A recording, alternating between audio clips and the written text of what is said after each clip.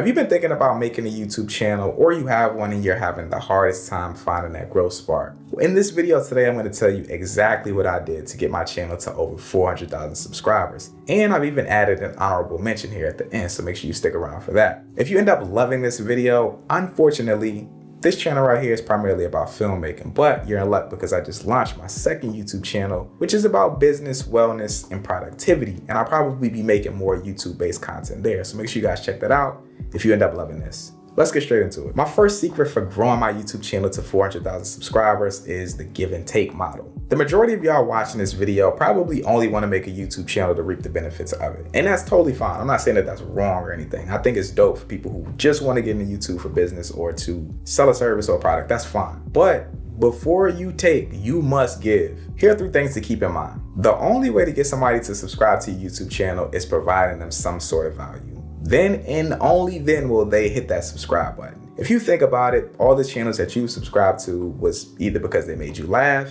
they made you cry, they inspired the heck out of you, or they taught you something cool. In order for you to get subscribers or to even get people who want to hit that subscribe button, you first need to identify what value you're going to bring to them. 3 main pillars of value on YouTube are education, inspiration, and entertainment. Figure out which one you're going to provide for your audience, and if you can do all 3, you will really win.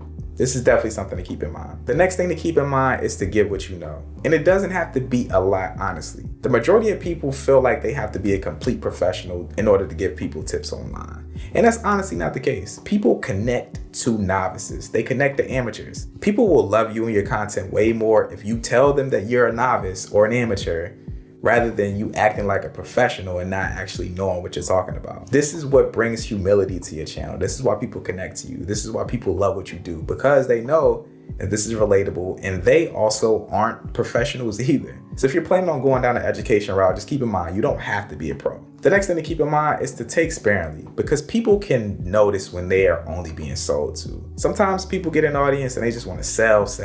I got a new product, I got a new service, I got this, that, this. People will catch on if you keep selling them stuff. So if you're gonna take from your audience, or you want your audience to do something for you, make sure it's sparingly and make sure you have given them as much as you can give before you even take. People are much more susceptible to give when they have been given something first. So entertain, educate, or inspire. My second secret to growing my YouTube channel is making searchable content. As a new YouTuber or a small time YouTuber, you're gonna get buried. Like, it is what it is. So making searchable content early on can be a really great strategy to get some growth.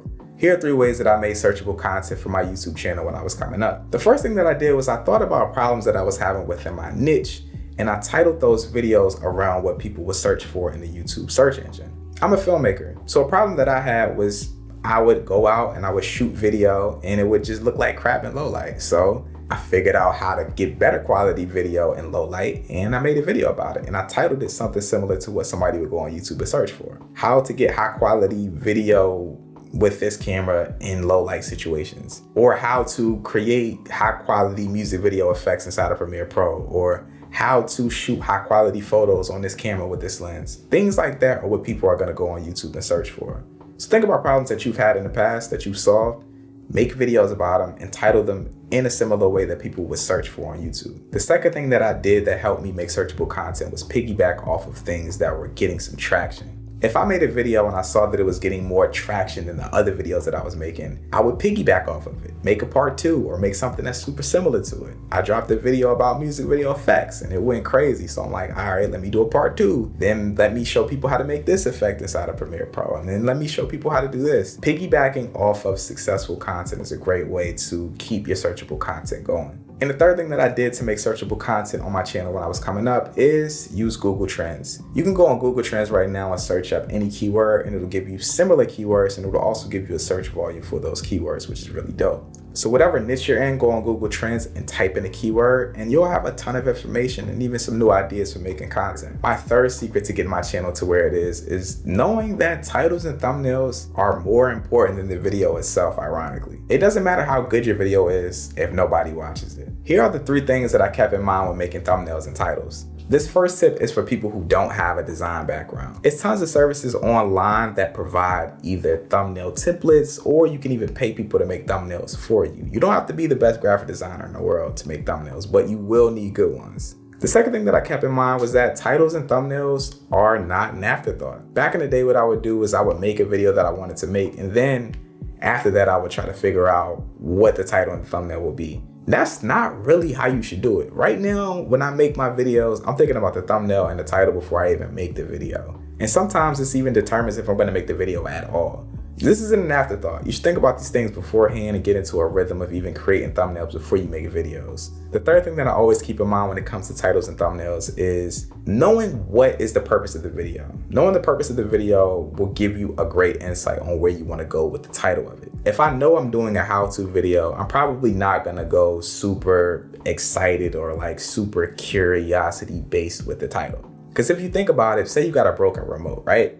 Your first instinct is probably gonna go on to YouTube and be like, how to fix the Xfinity remote if it's blinking red. That's actually something that I've searched for in the past. If I was gonna make that video, I would probably keep the title super simple. How to fix the Xfinity remote if it's blinking green, because that's what people are gonna search for. Whereas if I need to spark somebody's interest, because this is a topic that I'm probably gonna get buried in, I need to stand out. So I'm thinking about the thumbnail and the title and how I can lean into people's curiosity. Similar to like this video right here, this title is a perfect example.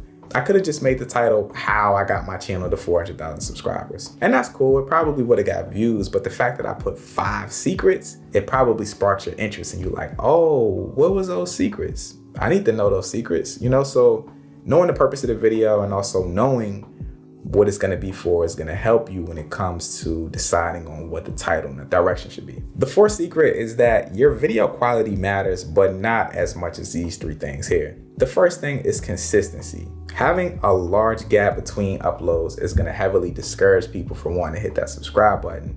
And it's also gonna make you worse on camera.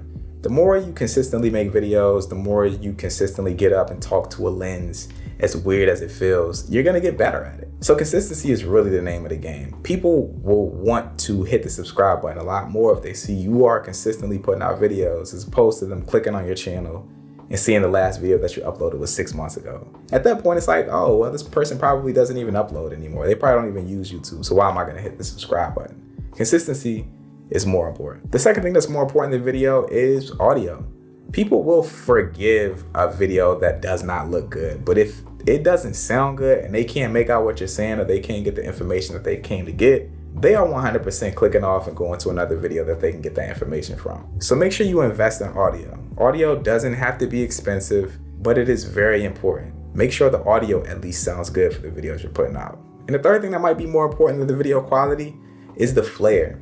What's making this video stand out from the competition? Is it motion graphics in it? Is it animated titles? Is it engaging editing? These are all things that are gonna help your video stand apart from the big sea of competition on YouTube. And if you're looking for a place to get like these sorts of assets from, Storyblocks is great for it. Storyblocks is an online service that has a ton of different stock assets. They have templates for animated titles, they have stock images, they have music, they have sound effects. These are all things that you're gonna wanna add to your videos to give it a spark and an extra flair. The titles throughout this video are all from Storyblocks and they're template based, super easy to use. And regardless of whatever budget range you are in right now, they have a ton of different subscriptions that fit pretty much any range. So Storyblocks is a great place to get assets for flair on your videos, man. I love Storyblocks and I've used them for a ton of different things on this channel. Now, ironically, with me talking about the quality of your videos doesn't really matter as much as these other things. If you need additional help on the quality of your videos, Storyblocks actually got you covered for that too. Whether it's short form, live stream, product videos, or travel vlogs, video consumption is still on the rise. If you want to create effective scroll stopping videos at scale but don't know where to start, the beginner's guide to creating video is for you. The in-house team at Storyblocks has put together a professional lineup of video creators like myself, Shayne Borden, Zolita, and Jordy from Cinecom, and we teach you the fundamental steps of creating a high quality video and getting it out to the world. No technical experience is needed either. Like from concept all the way to distribution, like each step is broken down into short focused episodes with key tips. So you can jump straight into this if you want to learn. It's all under an hour and the videos are actually really dope. So you guys should definitely check that out. Hit that link down in the description to check out Storyblocks and get you a subscription to learn something about creating videos, man. My fifth secret to getting my channel to where it is capitalizing on relevant trends. You don't want to be trendy, you just want to be effectively in tune to what's happening. Here's 3 things to keep in mind when capitalizing on trends. In order for you to succeed on YouTube effectively at a high level, you're gonna have to actually watch YouTube videos. That is what it is. And in the process of this, watching videos from creators who are similar to you, I guess, quote unquote competitors, you will see what's working based on views, based on engagement. When you see these things, make something that is better. That's really all you gotta do. The second thing is to try out new products, services, and talk about relevant topics when they pop up and give your own unique perspective on them. I do filmmaking, so whenever a new camera comes out, I try to get that new camera in hand, try it out, test it out. Also talk about new services that are popular within my niche and give my opinion on whatever is pretty much going on. I try to always do that. So capitalize on what's happening within your niche. And the third thing is to just move on. Move on fast too. Like, you don't want to get stuck in a trend. Like, get off what you need to get off with the trend and then go on to the next thing. You don't want to get stuck in something. You want to diversify whatever you're making. Don't get stuck on trends. So those are the secrets that got me to over 400,000 subscribers. But here's the honorable mention that I was telling you guys about at the beginning. My favorite tool for YouTube right now by far is vidIQ. vidIQ shows you a ton of different statistics that are relevant to your channel and help you grow. It also gives you a competitive report of channels that you deem as competition to you. So this makes it really easy for you to see current trends that are happening on other people's channels and being able to effectively capitalize on that. And vidIQ also gives you new ideas as well, which is pretty dope. They give you different ideas relevant within your niche that they think have a significant chance at getting a substantial amount of views based on the search engine optimization scores that they gave to it. This tool is actually nuts, and it even gives you different video tag suggestions based on search engine optimizations and how you will rank within these different keywords. It's wild. vidIQ is like one of those things that you have to use if you have a YouTube channel. I think that is great, and that's my secret tip right there. All right, make sure you check out vidIQ. If you enjoyed this video and you want more, make sure to check out my new business channel. Drop this video a like if you enjoyed it. I'm out, guys. Peace.